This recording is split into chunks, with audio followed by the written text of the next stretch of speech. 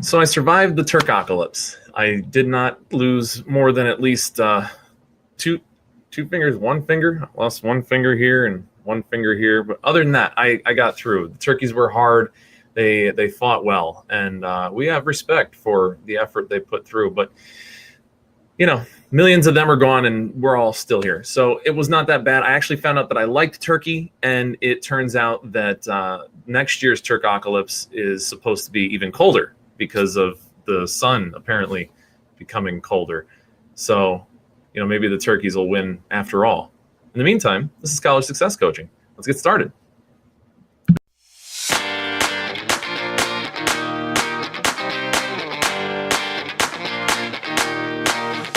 So I hope you all also survived with most fingers and limbs intact. I hope that you had as much fun as I did hanging out with family and doing the friend stuff and eating large quantities. Not even large quantities, just quantities of food. Honestly, I didn't eat too much because it's just because it's a special day doesn't mean that my stomach gets like bigger. It's not like the Grinch's heart, you know. It's like it just stays pretty much the same.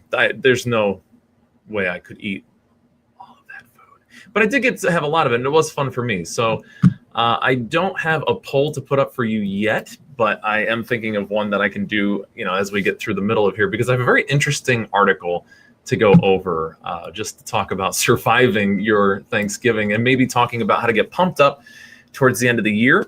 But as you all know, first we have to talk about the important things, the mug of the week. This week, we have the composition book mug. It even has 80 sheets. That's actually lying.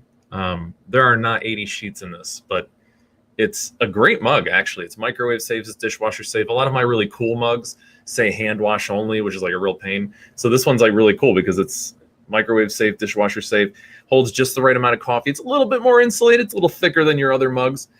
And as I've been telling people all week and hurting them with all of the punny goodness, it's been keeping me composed instead of, yeah, you're welcome. That's the thing that happened. So anyway, we got to see how composition notebooks taste. They probably taste a lot like wet paper. Whew, that is hot. That's good, though. All right.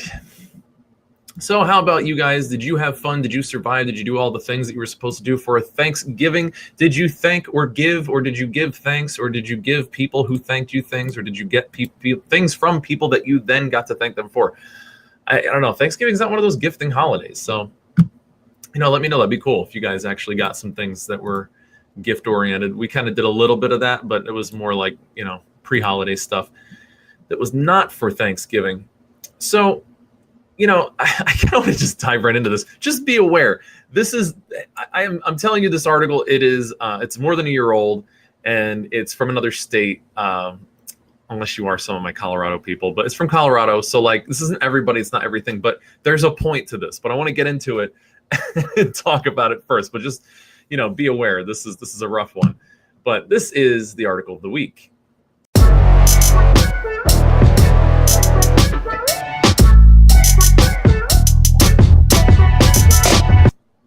The article of the week I have posted for you right here in the live stream. I have it in the Q&A. So I have that. If you're watching this on YouTube later, then you know you're not fair and you're not giving thanks or doing the Thanksgiving, because you're probably watching this for free afterward. Instead of subscribing and being able to ask questions, participate in the community, get the stuff that we do online every week. I have the different assessments and the tools and the expert stuff that I do for that. And we're going to be coming up on some pretty cool ones actually coming up in December and January. I'm really excited about those. And you'll be one of the first people to find out about how you can get the book. Yes, the book's happening. So can't wait to see you here next week live so that you can ask your amazing questions and you can be a part of this. And otherwise, you're just going to have to wait a week or two before I put these out, because they're always on a delay, because, you know, subscribers first. But anyway, let's talk about this article. This was, the title is from ndtv.com, World News. And what it says is, quote, "Want to kill children. Teacher wrote in class. Students frightened."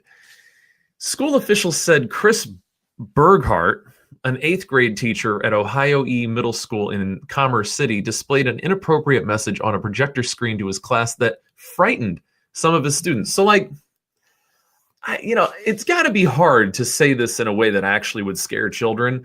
I mean, I sometimes I say things like that, like, oh, beatings for all children.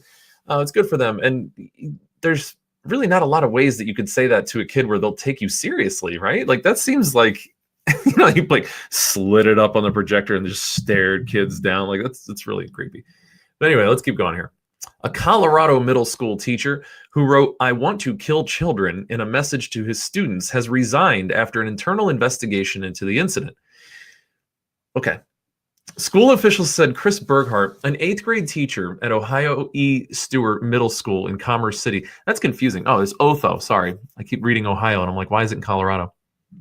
He displayed an inappropriate message on a projector screen to his class that frightened some of his students. Now, what I'm confused about is like not all of his students. So like, were only some of his students paying attention?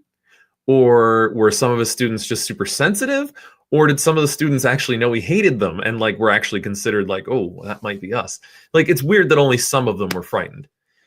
The Denver Post reported that it read, "Silent reading, I want to kill children, but I am a loving Christian man who would never hurt a flea, so please sit down and read." Wait a minute, that's a very different note than the article title. "It is my firm belief that at no time under any circumstance is it acceptable to threaten harm to our students, not as a teaching tool, not as venting frustration, not as a joke," School District 27J Superintendent Chris Fiedler wrote to parents last night. Well, last night being like last year. In a letter about the matter, "I want to inform you that Mr. Berghart has resigned from his duties as the 27J teacher effective immediately."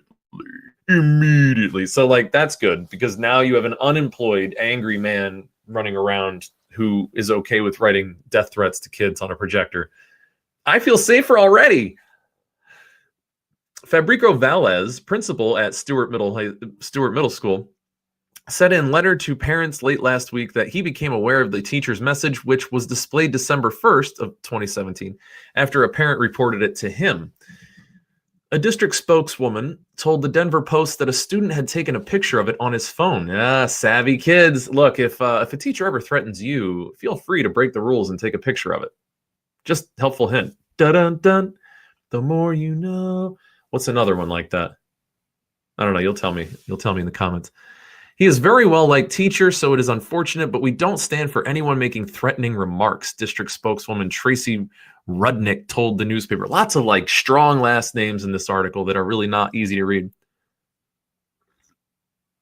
I just want to like interrupt here, like, and do like a timeout on this article. The article title is that it threatened students. Here's what it says. "Silent reading, I want to kill children, but I'm a loving Christian man who would never hurt a flea, so please sit down and read." That's a little different than like want to kill children. Like, I mean, honestly, like the title of the article is "Want to Kill Children. Teacher wrote in class." This is very different than during silent reading. Like this was on a projector that said in a small like statement that was, I don't know if it was joking or not. Like, I mean, they're saying, well, it's not even funny if it's joking.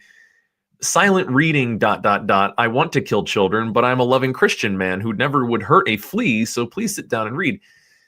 I don't know. I mean, kind of weird. What do you guys think of that? I'd love to know your comments on this because this just seems a little odd to me. It seems like it's it might be getting a little blown out of proportion.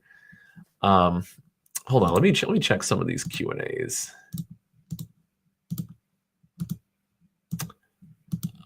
Here, let me post this. I put the article in here. I'll put it in the live chat too. But yeah, so the title of the article itself is "Want to Kill Children. Teacher wrote in class. Students frightened." So not teacher made bad joke.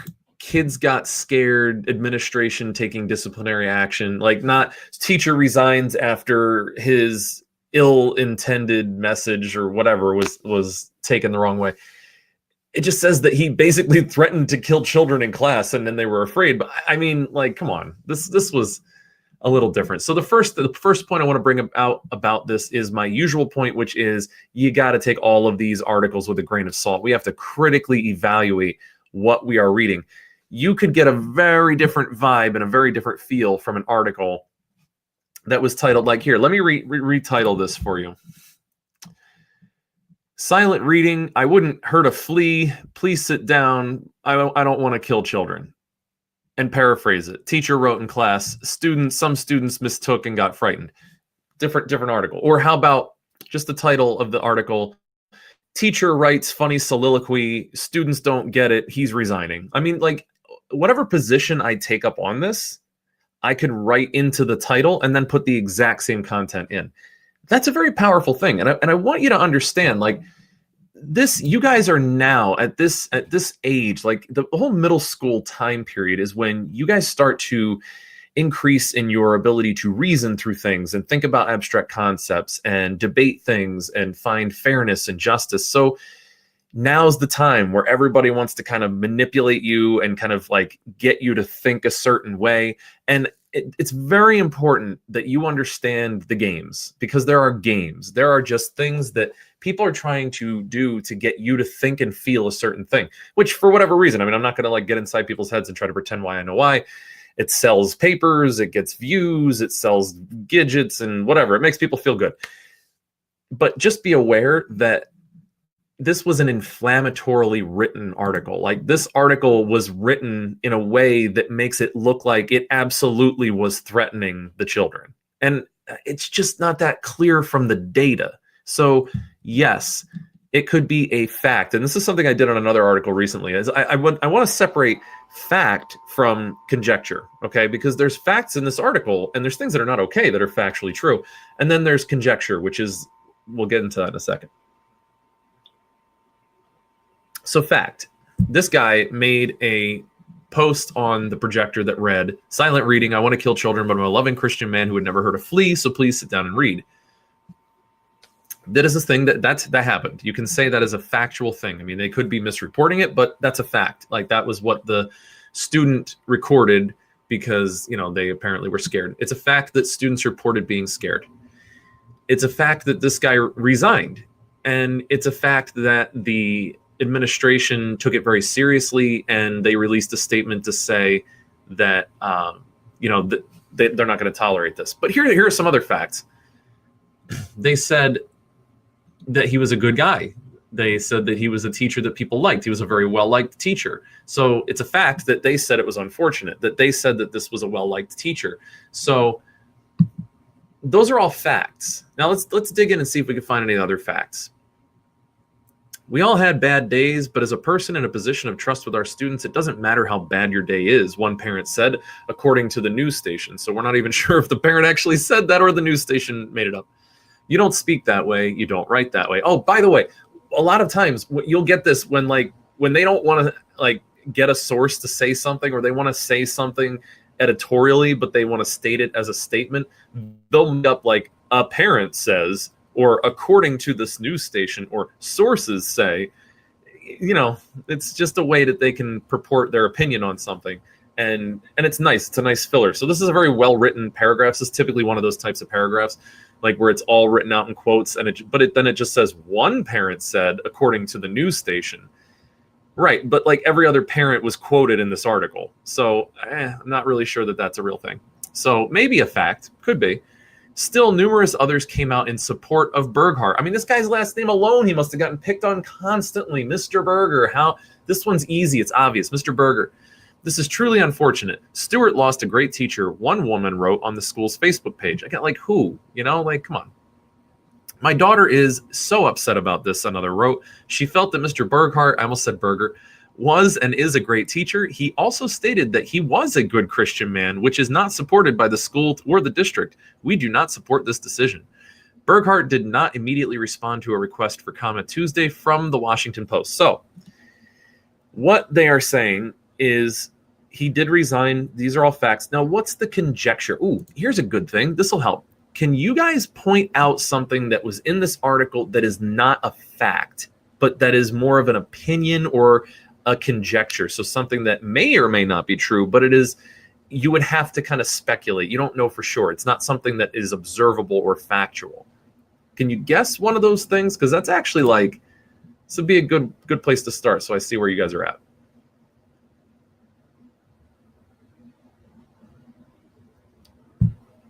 Oh man, that is good coffee. That's a fact. That's not a fact. It's my opinion. It's a fact that I have coffee in that mug.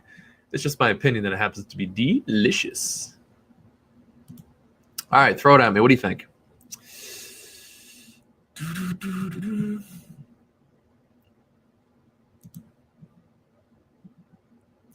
That he was threatening people. Ah, good. Okay, so it is conjecture that he actually was threatening children.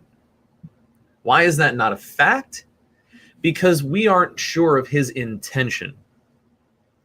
You could say the statement frightened students, and you could say he did not write something in order to threaten students. Those two things can be what's called true at the same time. So that's great. Nice job, because that's absolutely the case. Two things can be true at the same time. It could have been stupid, and kids could have been afraid because of it, but it doesn't mean that it was meant to be frightening. It could have been a really stupid joke. Like, if I made a joke with you guys about Adrienne Barbeau, you don't know who that is. Like, what's the point of that joke? If I were to tell you guys a story, the story of Bloody Fingers. I don't know if you guys have read Scary Stories to Tell in the Dark. By the way, it's a great 3-part series. Totally recommend buying it. Every time that I go to Barnes & Noble and there's like people in the kids section and I just happen to be there picking up books, I'm like, oh, get those. Those are great. It's got great illustrations. They're really neat. They have really interesting, sometimes funny stories. And a couple of them are pretty freaky. My personal favorite being Harold, the story about the creepy, creepy scarecrow. But anyway, that being said, there is a story in Scary Stories called Bloody Fingers. So there's a ghost and he's Bloody Fingers. And he keeps telling people in this hotel, bloody fingers, and they freak out. And this one guy's just like, dude, get a Band-Aid. There's also the Window Viper. So the Window Viper is scaring the heck out of this guy working in an office late at night by calling him and saying, it's the Viper. I'm coming. 5 minutes. I'm coming soon. And then he's like, all right, dude, like he's freaking out. And then the last time the guy says, I'm here. I'm coming up the stairs. And the guy's like, oh my God, the Viper. Who's this Viper guy? And he comes up the stairs and he hears it creaking and he opens the door and this guy is standing there in full janitor outfit and he's got a squeegee in one hand and he's got a bucket of soapy water in the other and he goes, I'm the Window Viper. I've come to wipe the windows. That guy was freaked out, but that doesn't mean that the Window Viper was trying to scare him. So two things can be true at the same time. And we can find that irony inside of a story in a children's book that's meant to scare the crap out of you too. We can find that and that's pretty funny. But what I'm saying is also, in this particular case, we don't know for a fact that what he was trying to do is scare students. If it's a well-liked, nice, well-meaning teacher, as reported by teachers and faculty in this article, why would he all of a sudden threaten students? And again, that's my first, see where I picked it up first, was some students were frightened. Why wasn't everybody afraid? I pictured, honestly, and maybe you did too, and I'd love to get your impressions on this. Either put it in the comments or you can throw in the questions and answer. When I first read the beginning of this, want to kill children, teacher wrote in class, students frightened, and the fact that he displayed an inappropriate message on a projector screen to cause his class to be frightened, and then he resigned. As I'm going through this article, I'm thinking, this guy is like a psychopath. Like he probably slid something down on that projector, and it was in all red letters, and all it said was, want to kill children. I would be a little afraid if he didn't say anything and he just put that up on there. There's no context. And out of context, this sounds like the guy is a serial killer. So I wanted everybody to be aware of that. I love tearing apart articles. I have gotten some feedback from you guys that you kind of like it too. You like to critically evaluate articles. But that's honestly not to shift completely, but that's not the point of this article. So aside from the fact that this was a poorly written article with a lot of conjecture and not a whole lot of facts, what is the point of this? The point of this is this teacher is a human being. This human being did something stupid, whether that was out of a bad sense of humor or it was out of real anger and frustration or passive aggressiveness because he just kind of couldn't figure out how to communicate that the kids were really getting on his nerves. Because, kids can, I love you guys, but I'm sure that you've gotten on teachers' nerves, right? Like I'm sure that's true. So that has happened. And this human being made a move that he ended up regretting and now lost a great opportunity in his life, which was to be a teacher. So for whatever reason, this human being made mistakes, got angry, got upset, or was goofing around, joking around, was unprofessional, and lost his job. The point of this that I wanted to point out is that if you feel particularly vulnerable or human or anxious or freaked out or that school's hard, I just want you to recognize and remember that teachers are also people. So the way you address teachers, the way you handle yourself around teachers, the way you get teachers to like you, the way you get more out of your teachers, the way you get better recommendation letters from teachers, support from teachers, the benefit of the doubt from teachers, teachers not giving you a bad grade, giving you an extra day to do a paper. You get all of that by appealing to their humanity because they're human. So it's actually a lot easier than you think to get a teacher to understand your perspective. You were sick, stuff's going on, you had something happen with a family member like we had, a couple of weeks ago, and it's understandable. Now all of a sudden the human comes out of the teacher, that the robot that comes out and says I want to kill children. The threatening robot comes out as a human being and will be able to say, oh, because that human has been there too. And so they will be much more likely to help you. So what is the best methodology? What's the best way to get teachers to be your allies, to be your assets, to be on your side instead of to be your enemy or to be something to worry about, or the things that cause anxiety, your things that cause goosebumps or things that go bump in the night. Also, by the way, great book series, Goosebumps, Monster Blood 2, The Haunted Mask. I loved that. And even the show was pretty good back in the day. But I digress. Again, the best way to get teachers to become something more positive for you is to communicate with them as though they were humans, because you don't know. They might be frustrated. They might be having a hard week. They might be having a hard month. They might be going home every night and being like, I can't do this. I can't do the school thing. They may hate Monday. They may love weekends, just maybe. And so this will help you to know how to interface with them. Now, you got to treat them with respect because you have to treat the position with respect. But, arguably, you have to treat each other with respect, too. So that's not really different in kind. It's just different in degree, unless you're calling everybody in your school sir or ma'am. That's just weird. What are you doing? So teachers are human. This human screwed up. Not sure what all happened. Poorly written article. Hope you got some critical thinking out of that. But this has been the article of the week.